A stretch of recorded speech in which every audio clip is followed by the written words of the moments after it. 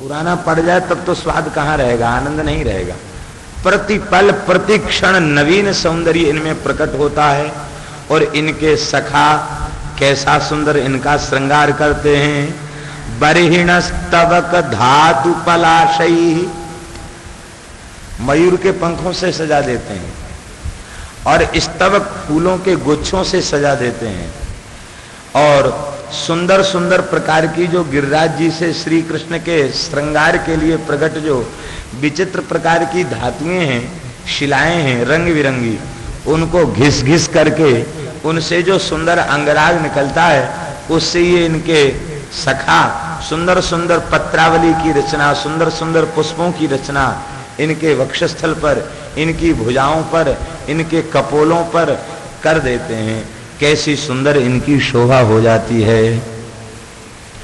बद्ध मल्ल परिबरह विडंबा करहिचित सबल आलिस गोपैर गाह समाहुवयति यत्र मुकुंद।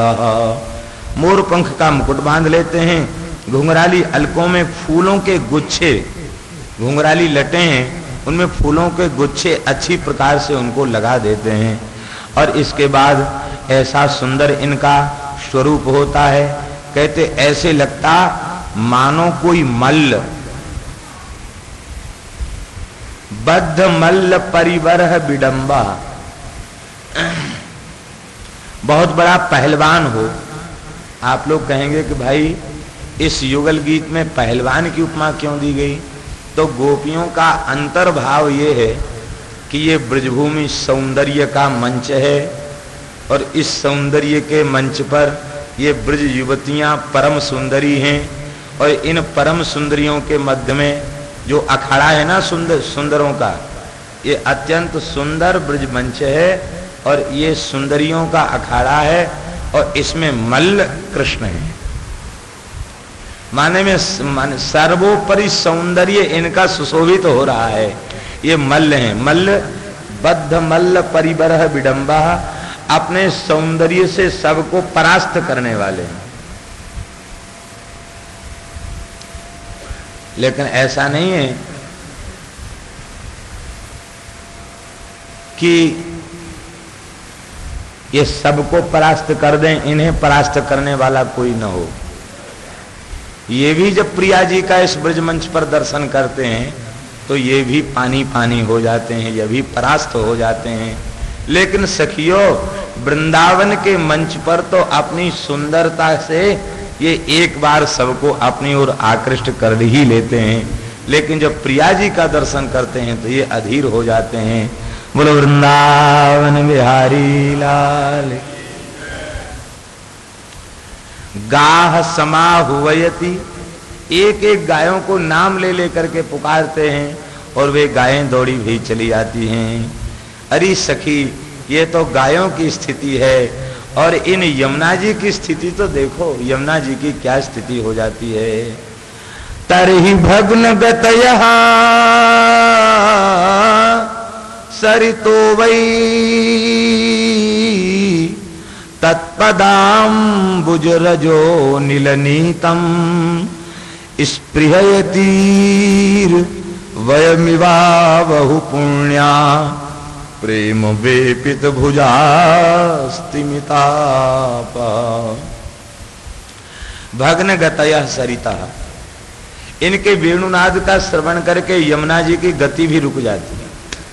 ऐसे लगता मानो अब उन्हें चलना फिरना बंद कर दिया हो, वे भी प्रेम में विह्वल हो करके शिथिल पड़ गई हो, उनकी गति अब अवरुद्ध हो गई हो।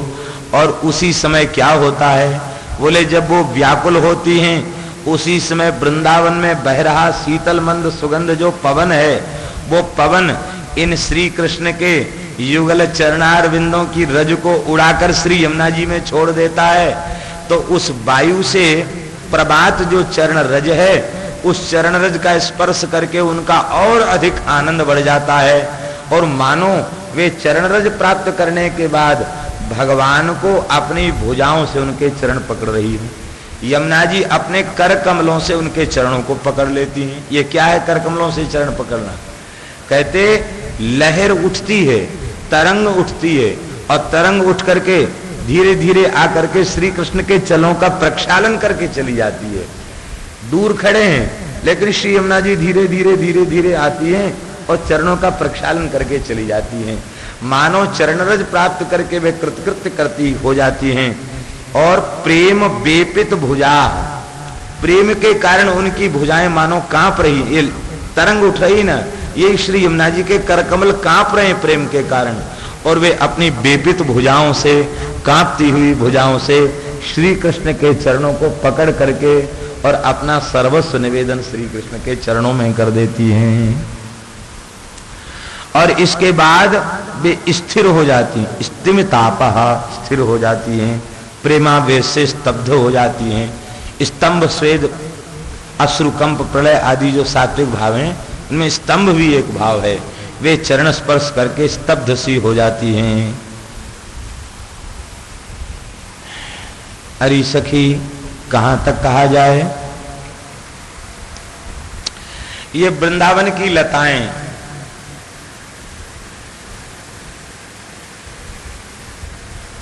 इनमें फूल लदे हुए हैं, फल लदे हुए हैं, ऋतु की अपेक्षा नहीं है। बिना ऋतु के ही इन लता पताओं में खूब पुष्प और फलों से लदे हुए हैं। कहते ये पुष्प फल कैसे प्रकट हो गए, कहते ये श्री कृष्णानुराग ही पुष्प और फलों के रूप में व्यंजित हो रहा है। श्री कृष्ण के प्रति उनका जो सहज अनुराग है वह अनुराग ही इस रूप में प्रकट हो जाता है। और प्रणत भार बिटपा, वे विह्वल होकर के वाह वाह करते हैं, पुष्पांजलि की वर्षा करते हैं। और इतना ही नहीं, प्रणत भार बिटपा, प्रेम के कारण वे झुक जाते हैं, वह प्रेम के भार से झुके हुए प्रतीत होते हैं।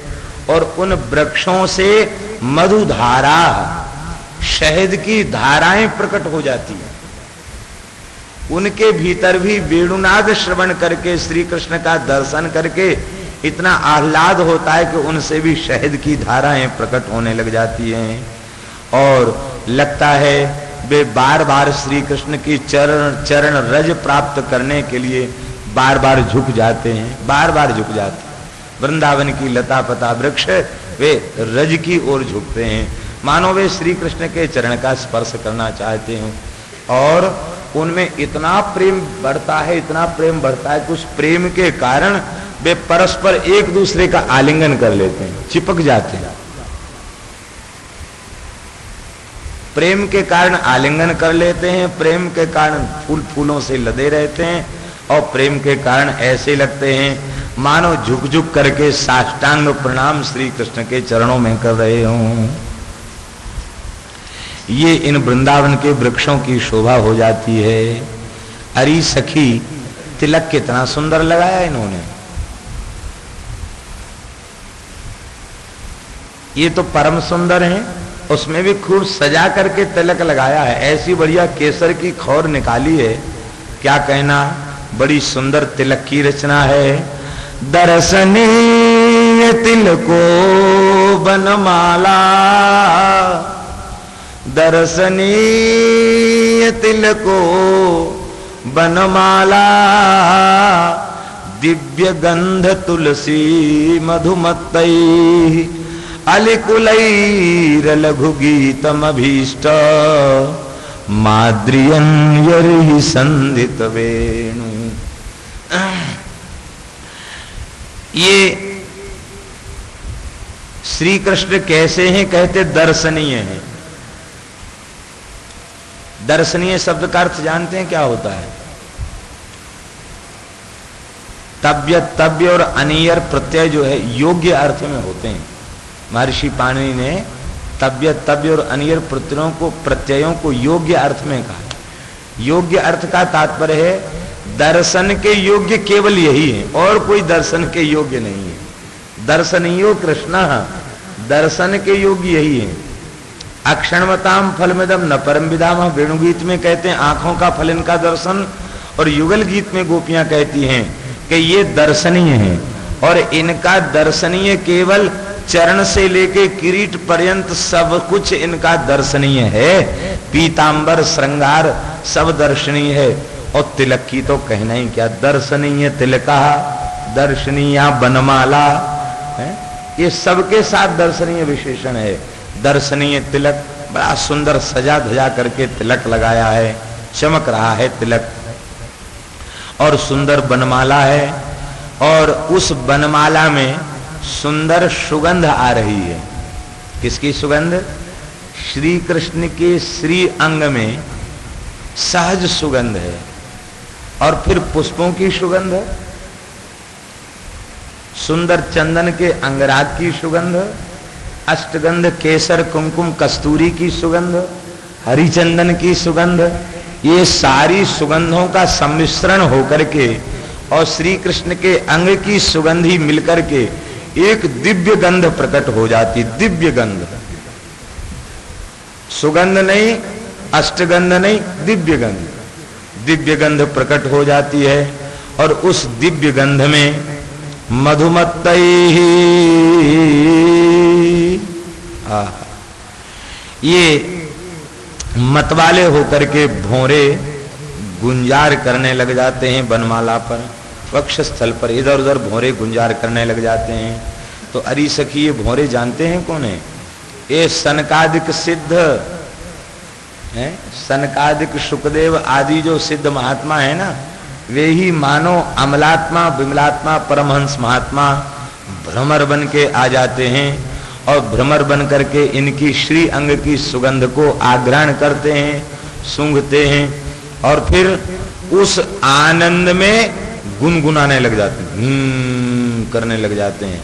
तो जैसे वेणु बजाने वाले लोग, और वे तानपुरा बजाते हैं, तानपुरा के तार छेड़ते हैं, और तानपुरा के मध्य में ही कोई भी संगीतकार अपने वाद्य बजाता है तो लगता है मानो उन्होंने तानपुरे के स्वर छेड़ दिए हों।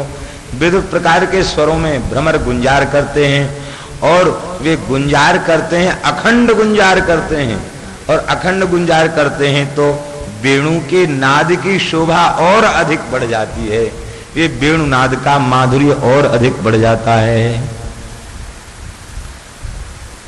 ऐसे लगता है मानो वे बांसुरी में अपना भी स्वर फूंकने लग गए हों। तुलसी मधुमत्तैः, तुलसी की गंध की विशेष बात गोपियां इसलिए कहती हैं कि तुलसी की जो मंजरी है, उस मंजरी में श्री प्रिया जी के श्रीअंग की सुगंध है। इसलिए ठाकुर जी को तुलसी से बहुत प्रीति है। तुलसी की मंजरी की जो पुष्प की सुगंध है वो प्रिया जी के अंग की सुगंध है। इसलिए ठाकुर जी तुलसी को माला में खूब सजा सजा करके वाल वाल तुलसी की माला उनके वक्षस्थल में विराजमान करते हैं। इसीलिए स्कंद आदि पुराणों में लिखा है कि भगवान को प्रसन्न करने के लिए जो वैष्णव तुलसी काष्ठ को घिस करके और भगवान के श्रीअंग में चंदन लगाते हैं। मलयागिरी चंदन के पहले तुलसी की लकड़ी घिस करके, उसको हरिचंदन कहते हैं। सर्वांगे हरिचंदनम सुललितम कंठे च मुक्तावली, ये हरिचंदन क्या है? तुलसी काष्ठ से घिसा हुआ जो चंदन है वो हरिचंदन है।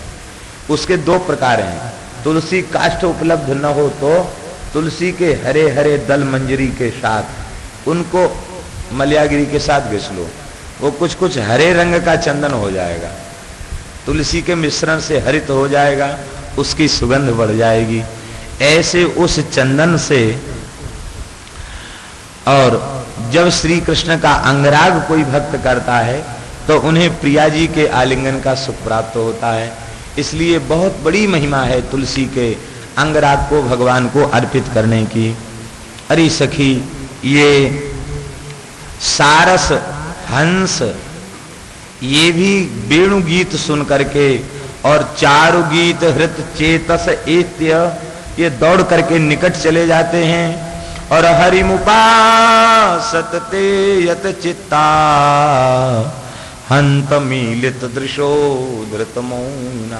हंस, कारंडव, सारस आदि ये सब भी जल से निकल करके छप छप करते हुए श्री कृष्ण के निकट पहुंच जाते हैं।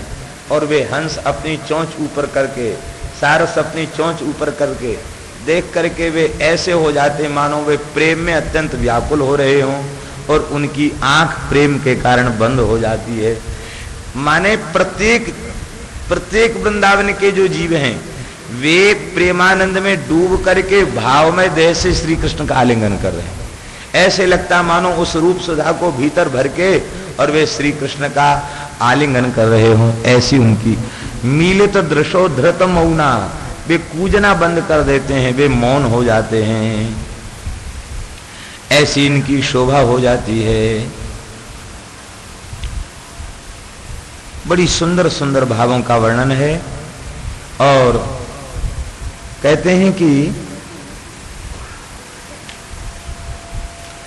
निज पदाब्ज दलैर ध्वज वज्र नीरजांकुश विचित्र ललामयी ब्रजभुवः शमयन कुरुतोदम वर्ष्मधुर्य गतिरीडित वेणु। कितनी सुंदर भाव की अभिव्यंजना है।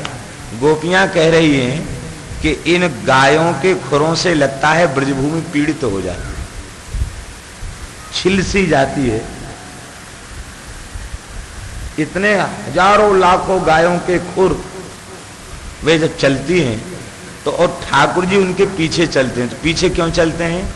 कहते खुरों के तुदन से व्यथन से जो ब्रज वसुंधरा पीड़ित हो रही है, मानो अपने लाल लाल अरुणारे चरण कमलों के स्पर्श से, ध्वजा अंकुश वज्र आदि के स्पर्श से उनको सहराते हुए, उसको बहुत प्रेम से आदर देते हुए वे श्री कृष्ण चलते हैं। ब्रज भुवा शमयन, ब्रज की भूमि के ताप को शमन करते हुए मानो वे पीछे पीछे से चलते हैं। वर्ष्मधुर्य गतिरीडित वेणु, वेणु बजाते हुए चलते हैं। और कभी कभी बेसुध होकर के एक जगह टकटकी लगा करके और प्रेम में डूब करके वेणु बजाने लग जाते हैं। ऐसी इनकी सुंदर शोभा है।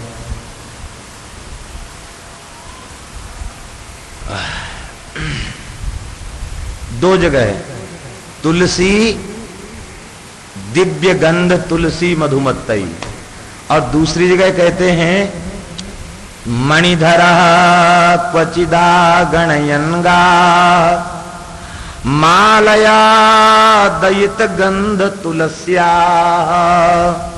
प्रणयिनो नुचरस्य कदांसे प्रक्षिपन भुजमगायत यत्र।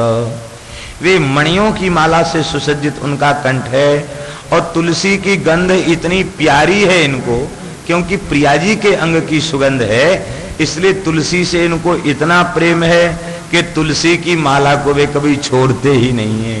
ये छाती में वक्षस्थल में उनकी तुलसी की माला विलसती रहती है।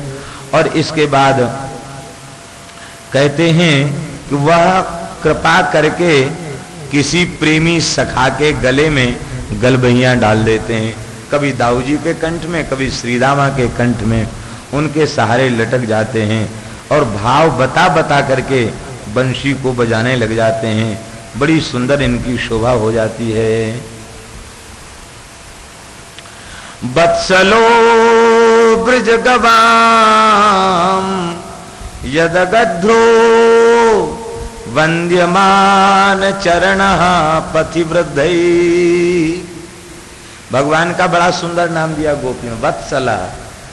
ये बछड़ों से बड़ा प्यार करते हैं, कभी किसी बछड़े को छाती से लगा के चल देते हैं।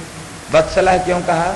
गायें जाती हैं चरने और कहीं किसी गाय के जंगल में ही बछड़े बछिया का जन्म हो गया तो ये क्या करते हैं, फिर उस बछड़े को, नवजात बछड़े को चलने नहीं देते, उसको छाती से लगा के उसके कंठ को अपने कंधे पर रख करके चिपका करके चलने लग जाते हैं।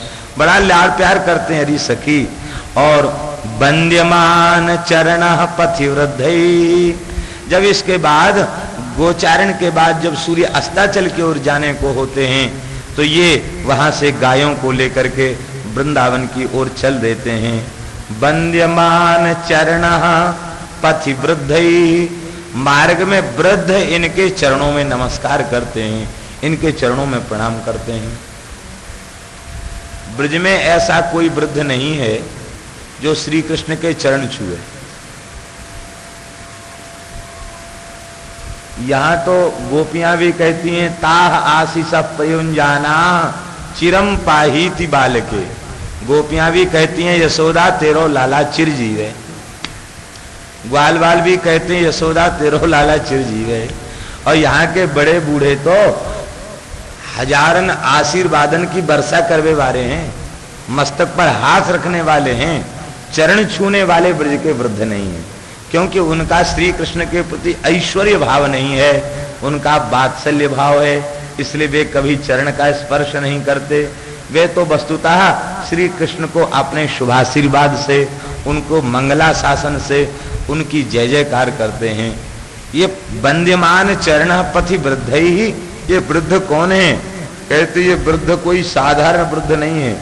ब्रह्मा जी खड़े हो जाते हैं, शंकर जी खड़े हो जाते हैं, नारद जी खड़े हो जाते हैं, सनकादिक खड़े हो जाते हैं, यही वृद्ध हैं। लोमस व्यास वशिष्ठ आदि वृद्ध वे खड़े हो जाते हैं और ब्रह्मा नारद शंकर ये खड़े हो जाते, पंक्तिबद्ध होके कुछ इधर कुछ इधर खड़े हो जाते हैं। वेणुनाद को सुनकर के झूमने लग जाते हैं और कहते हैं कि भाई अब सारा संगीत श्री कृष्ण की वेणु के आगे फेल है। और वंद्यमान चरण पथि वृद्धई, तो अब जब चरण छूते हैं, ये झुक झुक करके चलते हैं और ब्रह्मा नारद शंकर आदि इनके चरण छूते हैं। जब चरण छूते हैं तो चरण स्पर्श में इनको कुछ थोड़ी सी चरण स्पर्श कराने में देर सी लग जाती है और ये कुछ बोलते नहीं हैं। ब्रह्मा जी ने चरण छुए, शंकर जी ने चरण छुए, नारद जी ने, सनकादिकों ने चरण छुए, तो बस उनकी ओर देख करके मुस्कुरा देते हैं और फिर वेणु पधरा करके थोड़ा सा स्वर छेड़ देते हैं। बस इस झांकी का दर्शन करके उन्हें परम निधि मिल जाती है, वे कृतकृत्य हो जाते हैं। कृत्य गोधनमुपोह्य दिनांते, संपूर्ण गोधन को दिनांत में उपोह्य उनको समेट करके जब वे चलते हैं तो गीत वेणुरनुगेडित कीर्ति, अनुगेडित कीर्ति, अनुगेडित कीर्ति का तात्पर्य पीछे चलने वाले जो ग्वाल बाल हैं वे पीछे से वेणुनाद सुन करके वे भी मतवाले होकर झूमते हैं और झूम झूम करके वाह कन्हैया वाह, क्या कहना कन्हैया वाह, जय हो जय हो जय हो की ध्वनि करने लग जाते हैं, जय जयकार करने लग जाते हैं। और अरे सखी देखो देखो अब सावधान हो जाओ, देखो अनंत आकाश गो माता की चरण धूल से ढक गया है। इस गोखुर रज को देख करके अब अपने विषाद और शोक का त्याग कर दो, क्योंकि इस गोचारण धूल के पीछे ही हमारे प्राणधन आते होंगे। अरे सखी जब वे गैया चरा करके लौट करके पीछे से आते हैं तो कैसी उनकी झांकी होती है। उत्सवम उत्सवम श्रम रुचापि दृशीनाम उन्नयन खुररजश्चुरितस्रक् दित्सयैति सुहृदाशिष एष देवकी जठर भूरुडुराजा। देवकी जठर भूरुडुराजा, देवकी शब्द का अर्थ है यशोदा। यशोदा की कोख के चंद्रमा, यशोदा की कोख से एक चंद्रमा का उदय हुआ। यशोदा पूर्व दिशा है और उसकी कुक्षी से एक चंद्रमा का उदय हुआ। ये चंद्रमा कब आता है? कहते दिनांते। दिन में चंद्रमा आता है क्या? दिनांत में ही चंद्रमा की शोभा होती है। तो जब सूर्य अस्ताचल को चलते हैं तो चंद्र आ जाते हैं। गोपियां कहती हैं अरे सखी हमारे जीवन में कभी अपूर्ण चंद्र तो आता ही नहीं, हमारे तो यहाँ नित्य नवीन पूर्णिमा का चंद्रमा होता है। ये श्री कृष्ण पूर्ण चंद्र हैं और इनका दर्शन होता है तो नित्य नवीन पूर्ण चंद्र का दर्शन होता है और उस चंद्र का दर्शन करके हमें पारमाह्लाद हो जाता है। इस चंद्र की चांदनी का दर्शन जब हम करते हैं तो पूरे दिन का विरहजन्य ताप वो दूर हो जाता है। आकाश में जो चंद्रमा की चांदनी है वो सूरज की गर्मी को तो दूर कर सकती है, लेकिन विरह के ताप को दूर नहीं कर सकती है। लेकिन ये जो श्री कृष्ण चंद्र लटकते मटकते भय आते हैं, तो इनके पूर्ण मुख चंद्र का दर्शन करके दिन भर की विरह की ज्वाला इनके दर्शन से शांत हो जाती है। ऐसी इनकी सुंदर शोभा है। उत्सवम श्रम रुचापि दृषि नाम, इनका दर्शन करके हमें आनंद होता है। यद्यपि ये श्रम रुचा, इनके श्री अंग में श्रम झलक रहा है। गैया चराने गए थे, अब लौटे हैं, श्रांत हो गए, थक गए हैं। और श्रांत नायक कभी नायिकाओं को प्रिय नहीं होता, श्रांत क्लांत नायक प्रिय नहीं होता। लेकिन गोपी कह रही हैं ये श्रांत नायक श्री कृष्ण हमें अतिशय प्रिय लगते हैं। क्यों? ये श्रांत नहीं होते तो जल्दी जल्दी नंद महल में चले जाते। अब ये लटक लटक के धीरे धीरे चलते हैं, झूम झूम के चलते हैं। तो ये जितने मंद्रगति से चलते हैं, मत मराल की चाल से जब चलते हैं, तो इनका दर्शन करते हैं तो श्रम रुचापि दृषि नाम, ये परिश्रमित होने के बाद भी इनका दर्शन करके हमें अद्भुत आनंद होता है।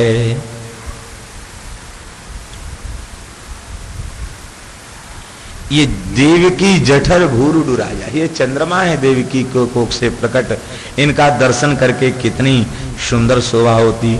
और देखो तो सही इनकी बनमाला गोरजस छुरितस्रक, इनकी जो माला है 5 प्रकार के पुष्पों से गुथी हुई बनमाला, उसमें कोई पुष्प और कोई पुष्प का रंग नहीं दिखाई पड़ता। गौ माता की चरणरज इतनी चढ़ जाती है कि ऐसे लगता मानो गोरजमयी माला हो। बनमाला पांडुर वर्ण की हो जाती है, पीतांबर पर भी रज, चरणों पर भी रज, धोती पर भी रज, कामरी पर भी रज, अलकों पर भी रज, पलकों पर भी रज, मस्तक पर भी रज। तो अरी सखी इनका ऐसा दिव्य गोरज श्रृंगार हो जाता है, चरण से लेके शिख पर्यंत ऐसा सुंदर गोरज श्रृंगार हो जाता है कि इस श्रृंगार का दर्शन करके हमें अद्भुत आनंद होता है। मद विगूर्णित लोचन ईशन मानदः सुहृदाम बनमाली बदर पांडु बदनो मृदुगंडम मंडयन कनक कुंडल लक्ष्म्या। ये इतने मतवाले हो जाते हैं कि मद विघूर्णित लोचन ईशन, मतवारे मद में उनकी आंख घूमने लग जाती। ये किस चीज का मद है भाई? क्या कोई नशा करके है जंगल में? ये किस चीज का मद है? कहती हैं गोपियां, अरे सखी इनके मद को हम जानते हैं, ये मद कहां से आया। ये प्रातः काल गोचारण करने के लिए जा रहे होंगे, उस समय श्री प्रिया जी का दर्शन इन्हें हो गया। बस प्रिया जी का ध्यान करते करते इतना प्रेमोन्माद आ गया कि उस ध्यान में इनके मद विघूर्णित लोचन, इनके नेत्र कुछ अरुणादय से हो रहे हैं, मतवाली सी आंखें हो रही हैं। प्रेम में वे मतवाली, कोई भी वस्तु मादक पी ले तो उसका मादक तत्व जो है सबसे पहले नेत्रों में व्यक्त होता है। तो श्री कृष्ण के जो विशाल कमल के समान नेत्र हैं वे कुछ अरुण वर्ण के हो रहे हैं। मद विघूर्णित लोचत ईशन, कुछ कुछ मद विघूर्णित हैं। ये प्रिया जी के सौंदर्य का ध्यान करने से ही लगता है इनकी दशा। और इतना ही नहीं सखी, बदर पांडु बदनो मृदुगंडम, श्याम सुंदर अब श्याम सुंदर नहीं रह गए। पका हुआ बेर का फल उसके समान इनका मुख पीला पड़ गया। अब श्याम सुंदर बदर पांडु बदना, तो श्याम सुंदर नहीं है, बदर के समान पांडु बदन, पीला मुख हो गया। इसके दो भाव हैं। एक भाव तो यह है कि इतनी गोरज उड़ी है, इतनी गोरज उड़ी है कि उस गोरज के कारण श्याम सुंदर भी आज पांडु सुंदर हो गए, पीत सुंदर हो गए, छोटे छोटे पीली पीली रज के कण चमक रहे हैं और पूरे मुखारविंद पर रज है, तो उनकी श्यामल जो छवि है वो ढक गई है और वे बदर पांडु बदन हो गए हैं। और दूसरा भाव ये है कि प्रिया जी का ध्यान करते करते प्रिया जी की कुछ कांति इनके श्रीअंग में आ गई है, इसलिए अरी सखी इनका पांडु बदन हो गया है। इस पांडु बदन का भाव श्री जयदेव महाप्रभु जी ने गीत गोविंद महाकाव्य में भी दिया है। विरह पांडु मुरारी मुखाम्बुज। श्री जयदेव महाप्रभु कहते हैं आज हमारे मुरारी का मुख पीला पड़ गया। कैसे? कहते प्रिया जी के विरह में। विरह पांडु मुरारी मुखाम्बुजो। रात्रि में कुंज में विश्राम होगा, प्रिया जी से मिलन होगा, दिन भर का वियोग रहा है, गैया चराने गए थे, तो अब उस विरह के ताप की निवृत्ति रात्रि में होगी, दिन में अब संभव नहीं है।